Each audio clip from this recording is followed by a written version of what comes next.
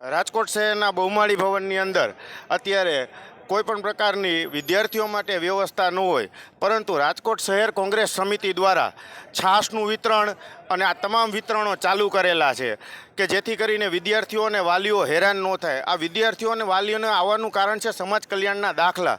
ચાલો આપણે જાણીએ કે આ શહેર કોંગ્રેસ સમિતિ અત્યારે ખરેખર આ જે સેવા કરી રહી છે તો એ બાબતમાં બેન આપણને શું કહેવા માગે છે, ચાલો જાણીએ. બેન, આપનું નામ?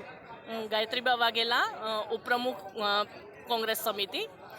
આજે અમે અહીંયા બહુમાળી છાસ વિતરણ કરવામાં આવે છે. આમ તો વિપક્ષ છે એ હર હંમેશ લોકોની સમસ્યામાં અગ્રેસર રહ્યો છે, પણ જ્યારે જે સરકારની અત્યારે જોઈએ કે સરકારે જે વ્યવસ્થા કરવી જોઈએ એને બદલે અમે વિપક્ષ તરીકે કરી રહ્યા છીએ. શું કામ કે જ્યારે પણ 10મા 12માની રિઝલ્ટ આવે છે ત્યારે અહીંયા જે બહુમાળીએ છે કે જે વિદ્યાર્થીઓ છે એને દાખલાઓ, જે જુદા જુદા દાખલાઓ, જાતિના દાખલા છે કે નોન ક્રિમિનલ દાખલા છે અથવા એને અભ્યાસમાં જે પણ જરૂરી જે પણ દાખલાઓ હોય એના માટે લાંબી લાઈનો હોય છે.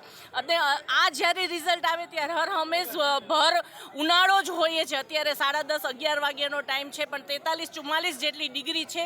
ત્યારે આ બાળકોને નથી છાંયો કે નથી પાણીની વ્યવસ્થા. હા, તમે જુઓ કે કદાચ એકાદ વારસ. બેન, વચ્ચે 1 મિનિટ રોકું આપને. એક પ્રશ્ન છે, દર વર્ષે આવી અવ્યવસ્થા સર્જાય છે? દર વર્ષે. એટલે જ તે કે ચાલો આપણે જાણીએ અત્યારે ખરેખર એક ભાઈ પાસેથી કે એમના બેઉ બહેનોને લઈને આવેલા છે કે બહુમાળીની અંદર પોતાના દાખલાઓ કઢાવવા આવેલા છે, કેવા હેરાન થાય છે એ આપણે એમના પાસે જાણીએ. સાહેબ, આપનું શુભ નામ? જય કરિયા. જયભાઈ, તમે તમારી બહેનોને લઈને અત્યારે દાખલા કઢાવવા આવ્યા છો, તો ખરેખર આ કેવીક મુશ્કેલીઓ અહીંયા ઊભી થઈ છે?